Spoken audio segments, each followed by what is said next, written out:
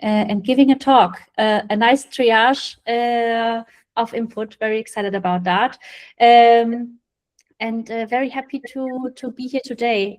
Amazing talks, especially June, really nice to hear something about the travel industry. Before I joined Figma, I worked at a hotel software company, so I also love to go to the hotels and do the on-the-ground research with the front desk stuff. So that was a very nice talk to hear about. Brought up some memories. But enough about that. For everyone who doesn't know me by now, my name is Laura. I'm a designer advocate at Figma, and every time I say my title, no one really knows what a designer advocate is doing. So before I jump into my talk, I just want to give a quick info on that. I'm basically sitting at the intersection of sales, marketing, and community.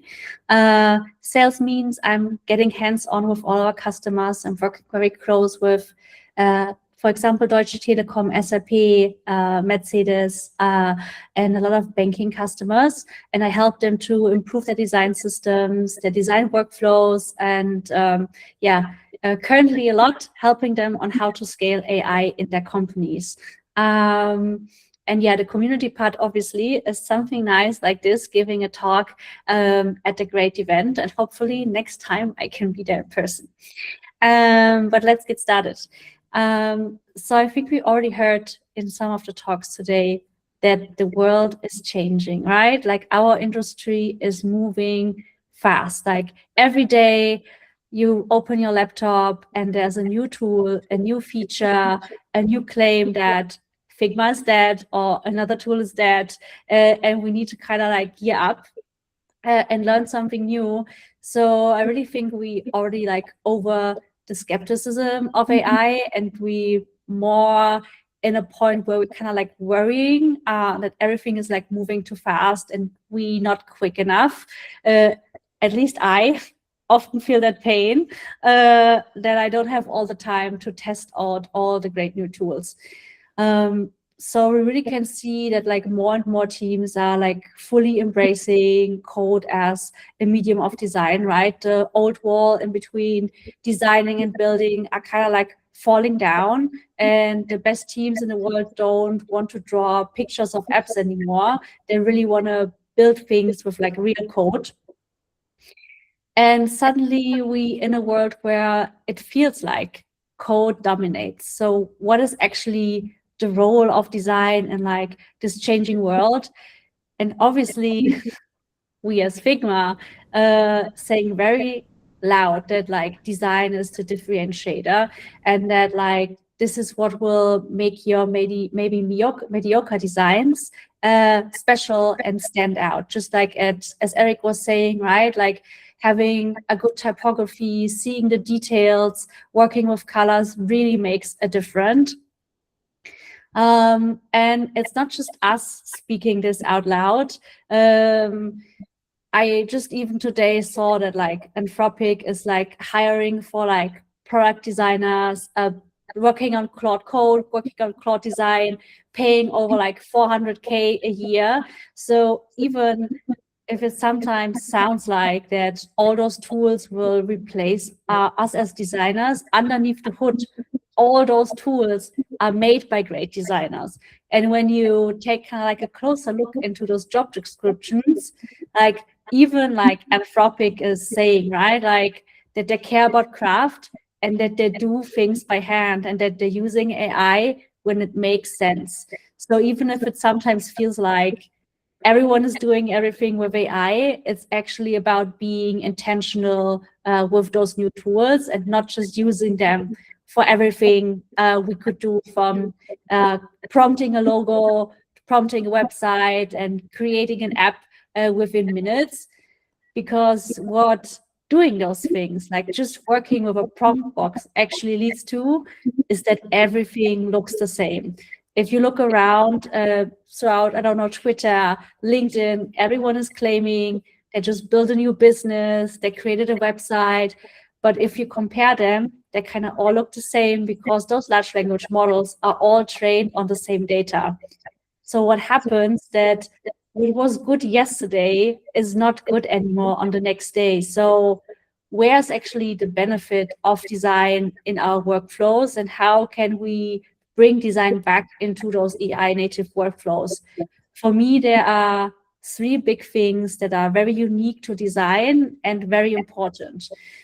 I don't know about you, I'm like nearly 20 years in the industry, and I have the feeling all my career life I fought for breaking silos. But now that we have those IDE-based tools like Cursor, working with Cloud Code in the terminal, we're actually going back into silos. But the strong power of designers working together, not just with designers, but also with engineers, PMs, and like mixing up different viewpoints, which create amazing products. On top of that, also with design, you not just explore one direction and one screen at a time, as you often have it in like an IDE or a prototyping first tool, but you actually have the freedom to look more horizontal than just vertical. And most important for me, and like something I see everywhere around me, is like this blindness with prompting, and like even just changing the color of your button with a prompt, which actually takes so much more time than doing it by hand. And if there's one thing I really love about design, then it is feeling something. Like really good design makes you feel something. And when I move the color wheel, it makes me, it creates a feeling inside of me, which is really important for me as a designer. It really like, I can express myself with like doing those changes by myself and not via a machine. So design is much bigger than just a pixel. It's a way of working, the process of defining, what is the right solution. It shows where your intent lives. That's design. And I will argue that design is like way more important than ever before. It really helps to kind of like remove any kind of like friction, as the cost of building keeps dropping, code implementation becomes like so much more important, but also design kind of like helps you to decide like what should exist, what should matter, and what kind of like experience you should have when you open a product. And I don't know about you, but like when I think about being a designer is being a problem solver. So design is like stepping back and asking what if, exploring possibilities, listen to different viewpoints. I think this is something very unique to designers, researchers, right? That we can be the quiet person in the room, like just as Drew said, right? We're going on the ground and we're just a fly on the wall, seeing what maybe in her case, like is not going right in the hotel and what can be improved. So how does the future workflow looks like? Is it a prompt box? I don't think so.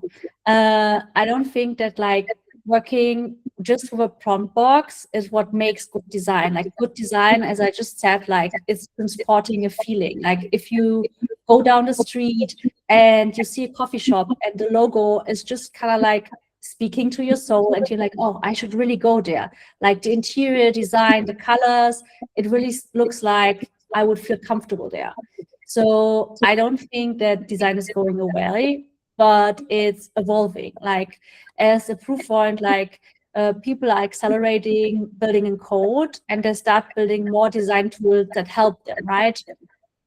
So I really think we go into a direction of not just design or just code, but design and code.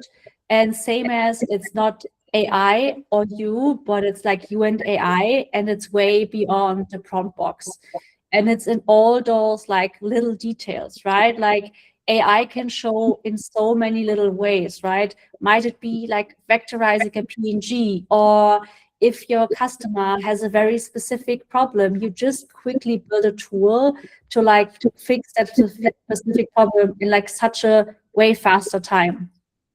And what I really believe and what I would like to leave you with is that like expressiveness is the differentiator, and that like being a human is a differentiator, And like at the end, is that you are the differentiator. Your experience, your cultural background, like your social upbringing, the school you went to, the friends you have, those make you like special, and all those things you bring that you learned along the way you on this earth kind of like make you a good designer, a good engineer, a good PM, and like those things are making great design. And it's not the large language model you're using, it's just a tool, but what you bringing to the table will make you great, will set the differentiator when you create design products to research.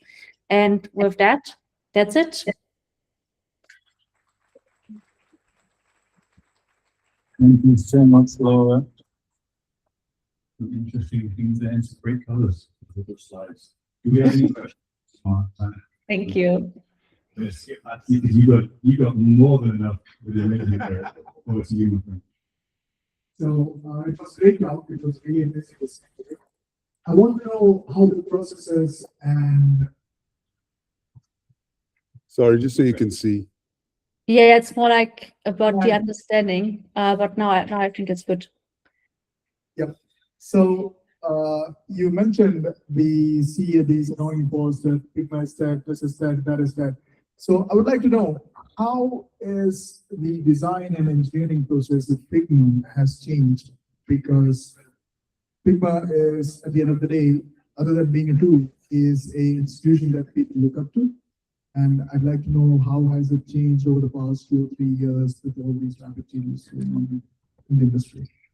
Yeah, so what I can say, so I'm at Figma for like over 1.5 years now.